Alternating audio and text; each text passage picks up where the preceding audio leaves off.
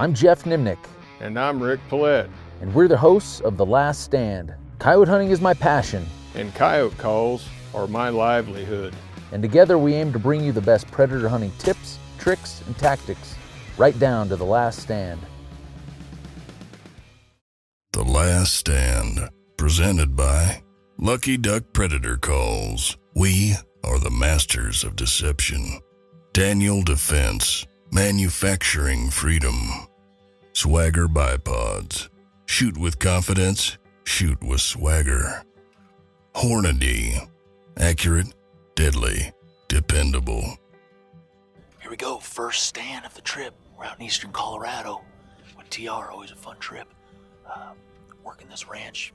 We've always hunted this ranch first day. It's always been really good. Just big rolling pasture country, lots of sagebrush, lots of rabbits, makes lots of coyotes. So TR and Rick are gonna go kind of upwind, calling this big valley since we have enough shooters. I'm gonna go kind of on the backside, on the downwind side, on the backside of this hill, just in case we get a coyote working its way off this circle, coming back door. So we'll see what happens.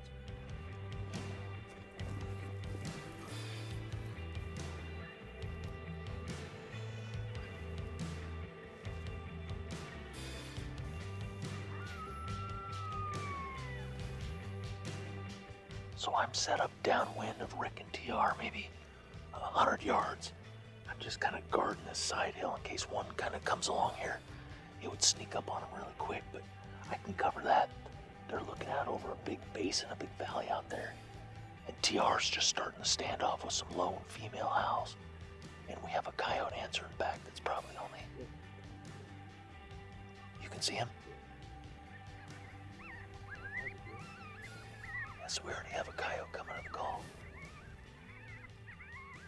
Here he comes. Where's he at from that white deal? Here he comes. Come hard. How far out? 600 yards.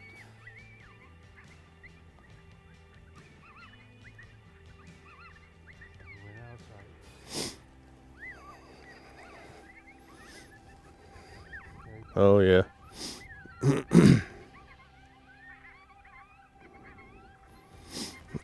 Okay.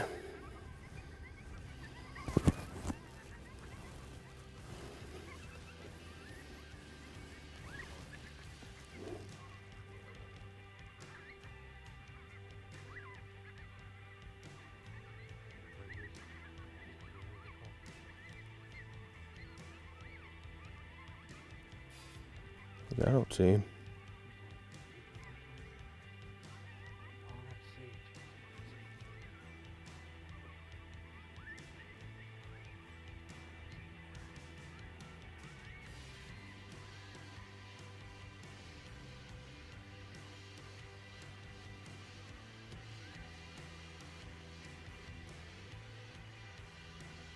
I don't know. TR's running the call today, and he started out with one of the smoke howls. This coyote answered back right after, and they talked back and forth a little bit. And then TR turned one of the I think pup chaos on, and that coyote come tearing down here. But when he got 50 yards away from the call, we could just see his head, and then I think he picked us out or something, and then snuck out. So that happens sometimes, but it's low light this morning. Man, I just could not get my eyes on that sucker. You know, today my primary job is going to be kind of covering the downwind or the back door, whatever we want to call it.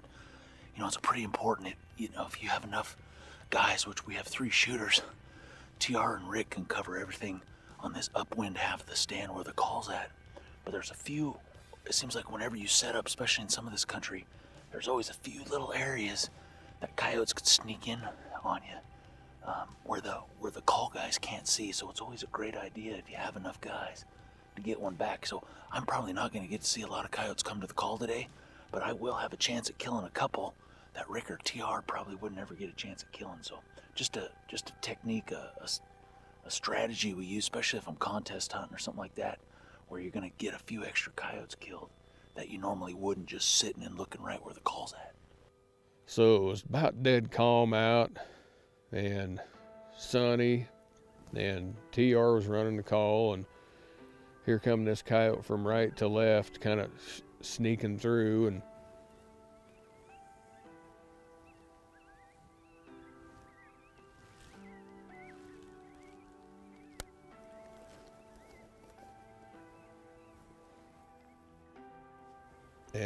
it kind of started not going away from us, but not getting any closer. And then TR changed up sounds, and it come back at us about 10 yards, and I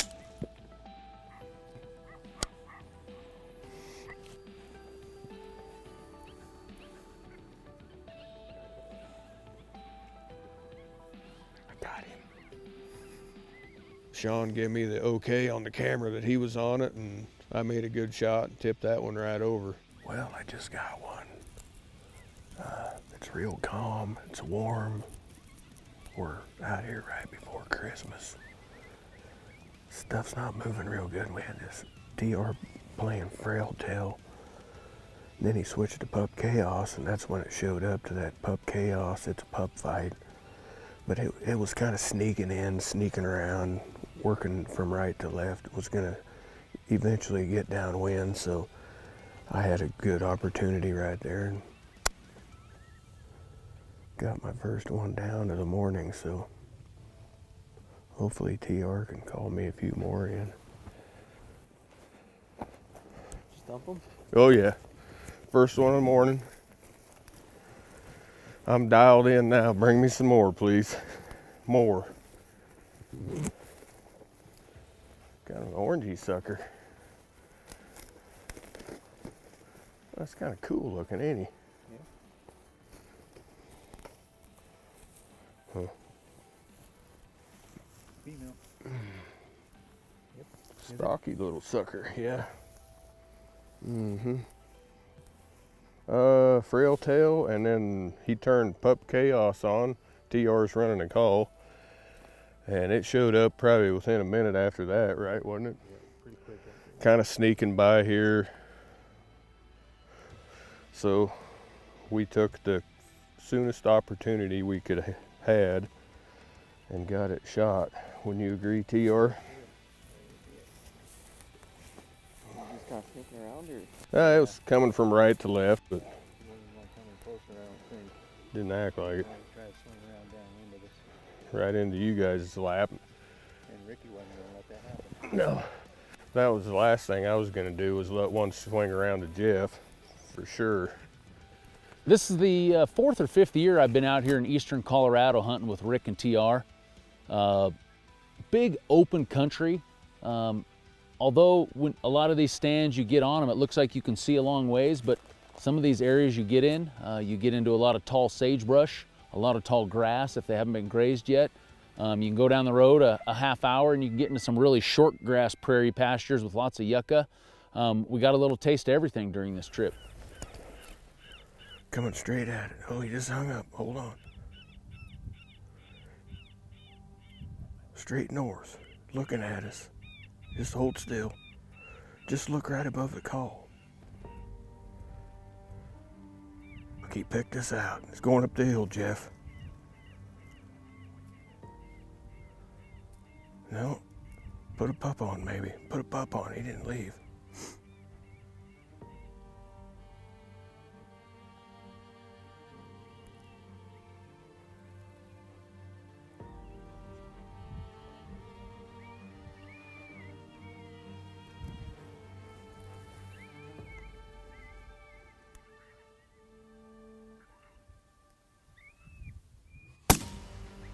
Nice shot. Mid-afternoon, first day here in Colorado with TR.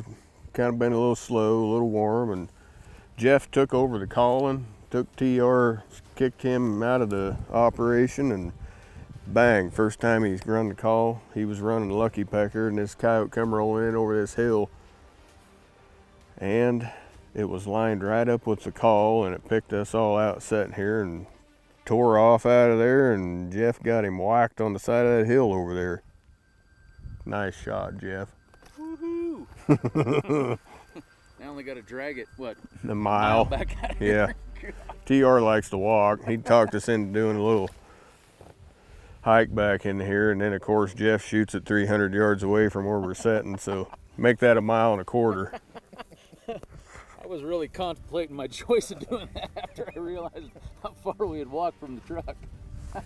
You know, the first day we ran into conditions which I'm not fond of, and it's calm conditions.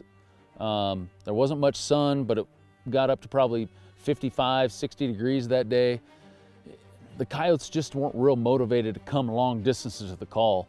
And it seemed like that day, if we weren't set up within, you know, 400, 500, 600 yards of that coyote when we started calling, they just weren't coming in. And the few we did kill, you know, were kind of sneaky, slow, you know, not real motivated to come to the call. And there could be 100 different reasons why that was, but, you know, I always like to blame it on the calm conditions, warmer temps, and just that the coyotes just have no real motivation to want to travel a long distance to see what's making the noise.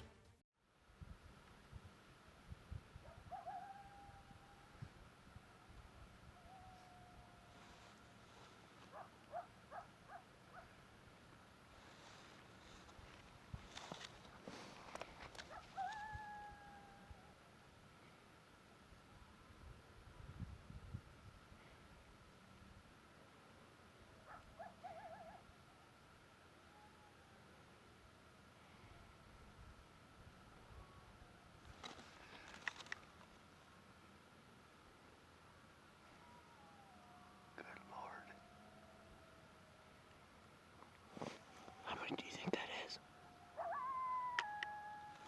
That guy's close. Yeah. Up on that hill.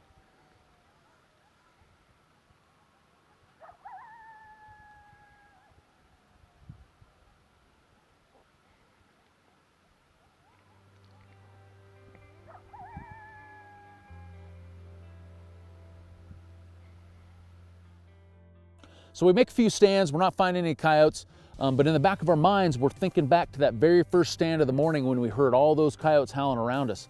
And at that particular time, we had a group of coyotes howling back behind us to the east, and for those first 3 hours of the morning, we had a west wind.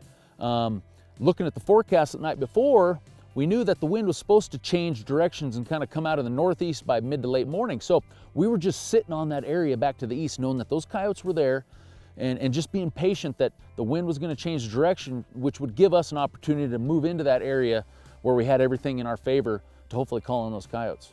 We come over the hill and see the cattle running around out and chasing around, so the guys, Geoff and TR, got their binoculars out and was glassing a little bit, and sure enough, there was coyotes out there screwing around with them cattle. So we let them, the coyotes worked off into the timber, and then TR had an idea where we could get around them. So we kind of went on a long walk and got set up.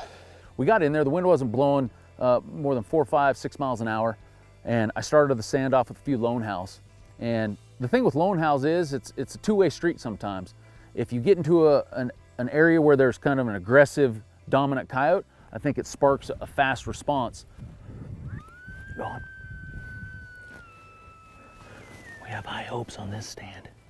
As we were heading this way, the wind switched on us, which is what we needed. We needed an east wind. And we also watched 2 coyotes work their way down through a herd of cows and drop into this old river bottom, maybe a half mile up this way. So we're hoping those coyotes aren't too far over a couple of these hills. Plus we heard a group of coyotes howling over here first thing this morning, so I'm gonna let out a few howls and then kick into some rabbit. We'll see what happens. You know, in this case, after I did the lone howls, I went into a rabbit.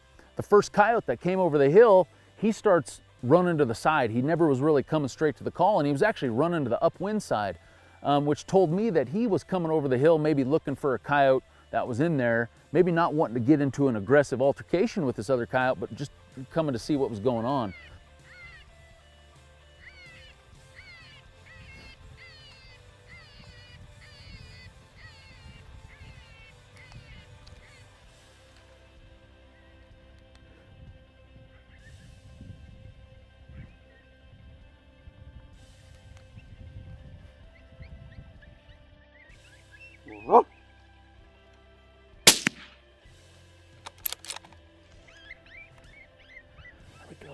And he got it shot, and Geoff went to, we were all excited, you know, and Geoff got fight going, pup fight going, and holy cow, here comes another one flying in down there, and it's more coming right at the call, but then where TR was, it was kind of skylined. When the coyote got it down in there, he picked him right out. Right here. Got him. All right, TR just got a double. That's the second coyote coming in. We're gonna keep calling that second coyote we've killed. It's only been 7 minutes. Good thing about a little bowl like this is it helps restrict the sound, so shooting suppressed. You know, there could be coyotes over there another 400, 500, 600 yards that we could be calling in. They just keep rolling over this hill. TR's got him a double already. We'll see if we can't get us a third one coming over here. I'm just gonna keep switching up to some different pup fights and stuff for the next 3 or 4 minutes.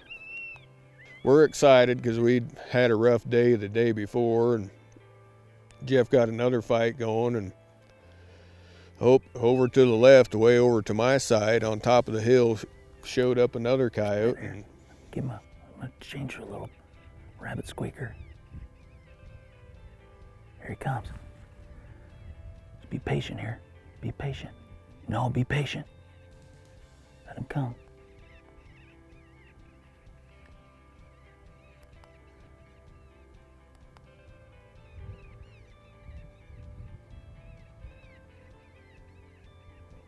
If he turns to look like he's gonna leave, we'll shoot him, but give him a minute here.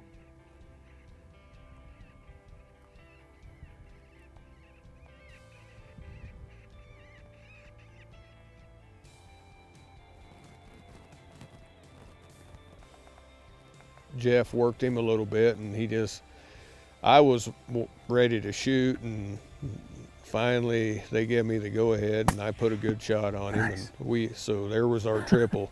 I couldn't take it.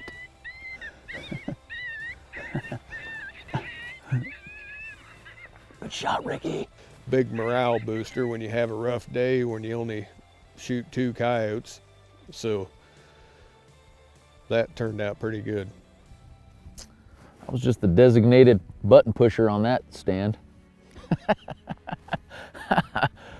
I couldn't have worked out any better. Just kept cycling through. You know, the first coyote came in on TNT, cottontail. And then at that point, we're just cycling through. I actually switched over to some schoolyard brawl, trying to get this coyote to stop. I'm sure Max got TR killing that first coyote. It sounded like it was pretty close. And then schoolyard brawl actually brought the second coyote in.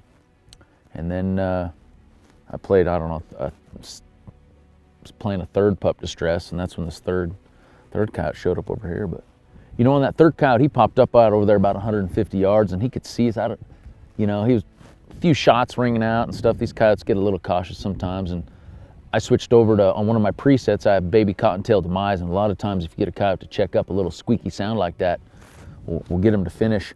And at first we could only see kind of his head and neck, you know, looking up through the grass. And when I hit that, he came forward a few feet, and it gave us kind of a full body shot on him. And, you know, we let that go for a minute, and Rick just couldn't handle it anymore and thumped him over there. But just a great stand. I'm just glad I didn't shoot any, because that means I don't have to drag any back to the truck. This one, I was right down my barrel, and I was like, I'm gonna let him come right to the bottom and get some footage of him. And TR, he saw, you watch from the footage, you'll see that coyote, he looked up hard right at those guys, and TR smashed him right across the draw there. But that's what we needed. We're back in it. You know, that was our 5th stand of the morning.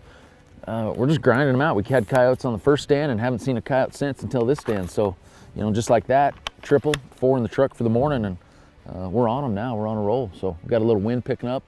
Our plan is to work the rest of this ranch. An east or kind of northeast wind, which is blowing right now, is perfect. Exactly how we had planned it now to hit the rest of this run for the rest of the morning. And, you know, hopefully we'll get a few more coyotes before lunch.